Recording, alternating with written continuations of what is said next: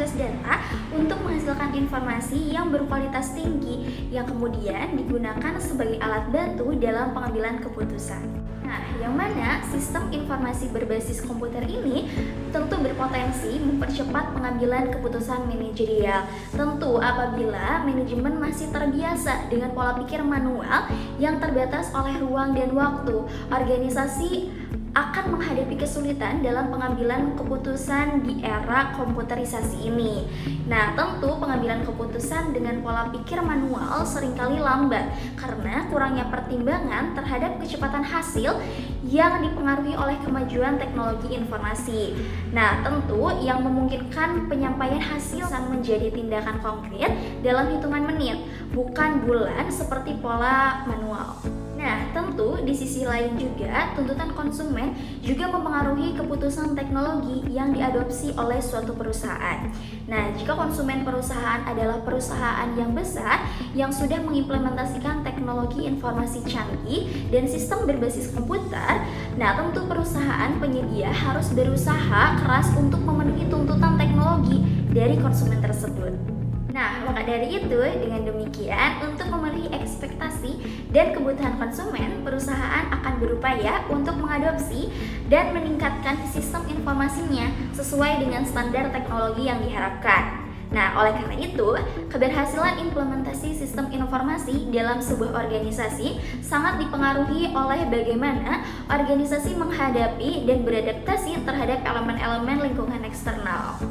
Sistem informasi berbasis komputer terdapat 5 sistem utama yang berfungsi untuk mendukung berbagai aspek operasional dan manajerial organisasi. Yang pertama adalah sistem informasi enterprise yang mencakup sistem informasi akuntansi atau Accounting Information System atau disebut juga dengan IIS. Kemudian yang kedua adalah sistem informasi manajemen atau Management Information System yang mana ini juga bisa disebut sebagai MIS. Nah, kemudian yang ketiga adalah sistem informasi pendukung keputusan atau Decision Support System atau DSS. Kemudian yang keempat adalah sistem berbasis pengetahuan atau Knowledge Based System yang juga dikenal sebagai Expert System. Dan yang terakhir atau yang kelima adalah otomatisasi kantor yang mendukung pegawai kantor virtual atau Virtual Office. Yang pada akhirnya CBIS ini tidak hanya berperan dalam mendukung operasional harian, tetapi juga menjadi pendorong utama transformasi digital yang meningkatkan daya saing organisasi di pasar global yang terus berkembang seiring dengan berjalannya waktu. Yang pada akan melanjutkan mengenai komponen CBIS. Sebuah Computer Based Information System atau CBIS terdiri dari berbagai komponen yang bekerja sama untuk memproses data menjadi informasi yang bermanfaat bagi pengguna. Menurut GOIL 2010, terdapat beberapa komponen yang mendukung agar dapat terciptanya Computer Based Information atau CBIS. Yang pertama, ada hardware atau perangkat keras. Hardware adalah perangkat komputer fisik yang berfungsi untuk menerima input, memproses, dan menghasilkan output data dan informasi. Misalnya, server yang kuat sangat penting untuk menjalankan aplikasi berbasis web yang melayani banyak pengguna. Peran hardware adalah menyediakan daya pemrosesan dan sumber daya yang diperlukan untuk menjalankan aplikasi perangkat lunak serta menyimpan data. Yang kedua ada software atau perangkat lunak. Software adalah komponen yang memungkinkan perangkat keras berfungsi dan memungkinkan pengguna berinteraksi dengan sistem komputer. Tugas software mulai dari sistem informasi seperti Windows atau Linux hingga aplikasi bisnis seperti ERP atau Enterprise Resource Planning dan CRM atau Customer Relationship Management. Misalnya software ERP digunakan untuk mengelola berbagai fungsi bisnis seperti akuntansi, inventaris, dan manajemen sumber daya manusia dalam perusahaan. Tanpa software, hardware tidak akan mampu menjalankan fungsi-fungsi tersebut karena software yang memandu hardware dalam melakukan tugas-tugas spesifik. Yang ketiga ada computer network atau jaringan komputer. Jaringan komputer adalah kumpulan perangkat yang saling terhubung, memungkinkan untuk berbagi sumber daya dan informasi. Contoh Contohnya, jaringan termasuk LAN atau Local Area Network, WIN atau Wide Area Network, internet, dan jaringan nirkabel seperti Wi-Fi.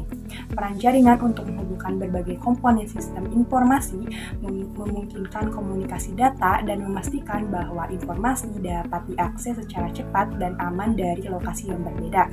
Yang keempat, ada database atau basis data.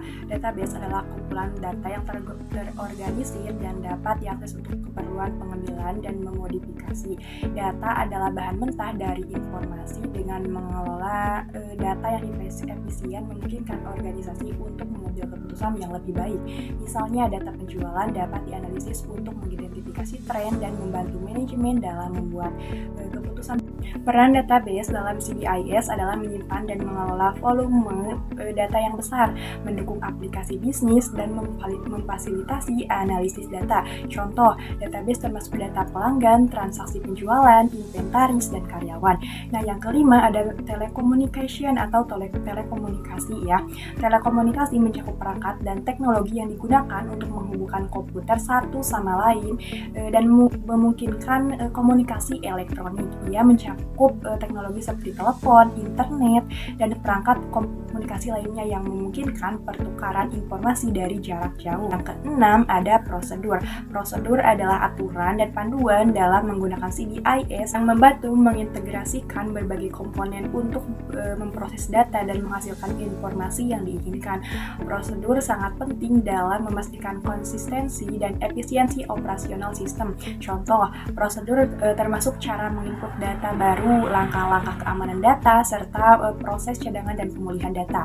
Prosedur ini memastikan bahwa sistem informasi digunakan dengan cara yang benar, melindungi data sensitif, dan meminimalkan risiko operasional. Yang ketujuh ada people ya. Dalam konteks CBIS adalah individu yang berinteraksi dengan sistem informasi, baik sebagai pengguna, administrator, maupun pemangku kepentingan.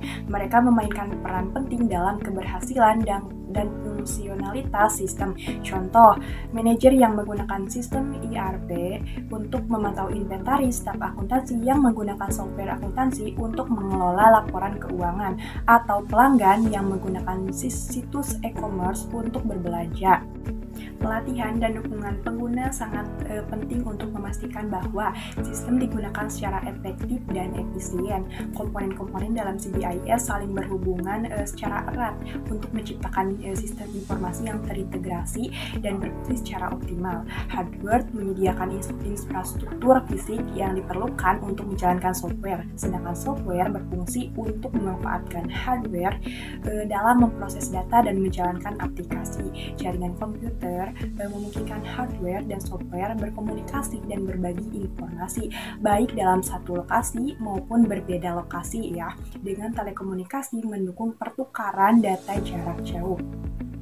Kemudian database berperan sebagai pusat penyimpanan dan pengelolaan data diolah oleh software ya, sementara prosedur menetapkan cara sistem digunakan dan dioperasikan untuk konsistensi dan keamanan data. Manusia sebagai pengguna dan pengelola sistem berinteraksi dengan semua komponen ini memastikan bahwa semua bagian CBIS bekerja sama dengan efektif untuk mendukung tujuan organisasi ya.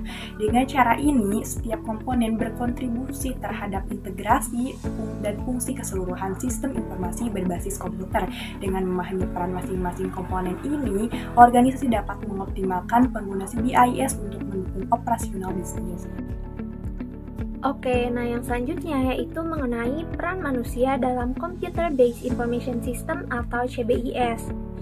Nah, CBIS ini bukan cuma soal komputer dan juga software, tapi juga tentang manusia-manusia hebat yang ada di balik layarnya. Nah, mereka inilah yang kita sebut sebagai spesialis informasi. Jadi, apa sih spesialis informasi itu? Intinya, mereka ini adalah orang-orang yang bertugas untuk mengembangkan dan menjaga agar sistem komputer di perusahaan itu bisa berjalan lancar dan sesuai dengan kebutuhan bisnis.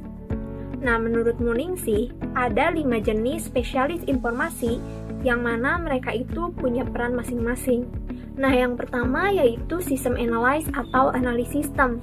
Ini itu merupakan salah satu profesi di dunia teknologi informasi yang banyak diminati. Nah, apa sih yang dilakukan seorang System Analyst ini?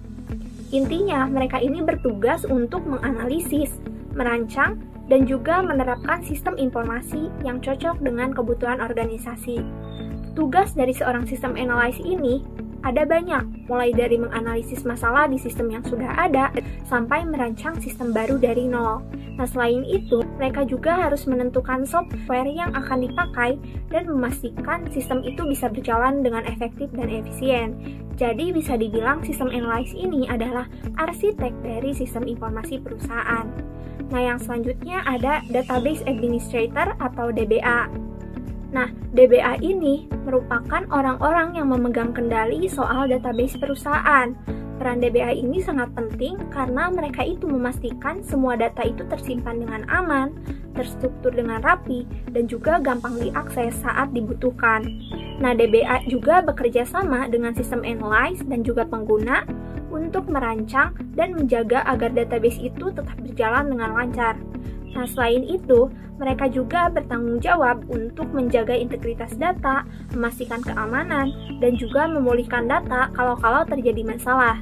Nah, jadi bisa dibilang DBA ini merupakan penjaga gerbang yang akan memastikan data perusahaan itu tetap aman dan juga terjaga. Nah, yang ketiga yaitu Network Specialist atau spesialis jaringan. Nah, ini itu merupakan orang yang punya peran penting gitu dalam membangun dan juga memelihara jaringan komunikasi data di perusahaan. Mereka ini berperan sebagai tukang bangun jalan untuk memastikan semua data itu mengalir dari satu komputer ke komputer lain. Nah, mereka itu bekerja sama dengan sistem analyst dan juga pengguna untuk memastikan bahwa jaringan itu aman dan juga cepat.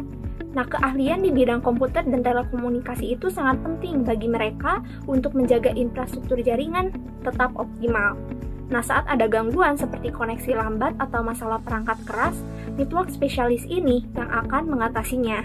Nah, yang keempat yaitu programmer. Nah, mereka ini merupakan orang-orang yang bertanggung jawab untuk menulis kode atau program berdasarkan desain dari sistem yang sudah disiapkan sebelumnya oleh si sistem analyst. Nah, ibaratnya programmer ini adalah tukang jahit gitu yang merangkai semua potongan sistem jadi satu kesatuan yang utuh. Nah, mereka ini menggunakan data dari sistem analyst untuk membuat kode instruksi atau coding yang mengubah data menjadi informasi yang bisa digunakan oleh pengguna. Nah, tentu saja mereka itu harus memastikan bahwa program yang mereka buat itu bebas dari error dan berjalan sesuai dengan yang dibutuhkan. Yang kelima ada operator. Nah, ini itu merupakan yang terakhir. Mereka itu orang-orang yang bertugas untuk mengoperasikan perangkat komputer sehari-hari di perusahaan.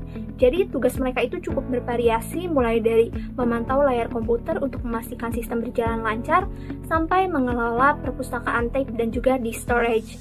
Nah, selain itu, operator juga harus siap menangani masalah teknis agar operasi sistem itu tetap berjalan dengan lancar. Nah, bisa dibilang mereka ini merupakan penjaga gawang yang memastikan semua alat dan juga perangkat keras di perusahaan itu tetap bekerja dengan baik.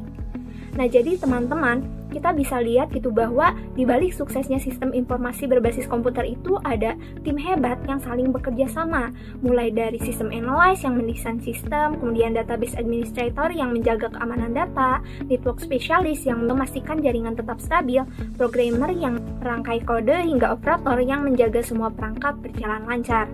Nah, mereka ini punya peran dan tanggung jawabnya masing-masing, tapi pada akhirnya mereka ini harus bekerja sama secara sinergis agar sistem informasi itu bisa berjalan dengan baik untuk mendukung tujuan organisasi.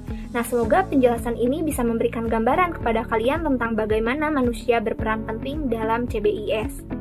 Materi selanjutnya yaitu sistem utama Computer Based Information System. Adalah sistem informasi yang menggunakan teknologi komputer untuk mengelola, mengolah, dan mendistribusikan informasi dalam suatu organisasi. CBIS dirancang untuk memberikan informasi yang tepat waktu, terpercaya, dan terintegrasi untuk mendukung pengambilan keputusan manajemen.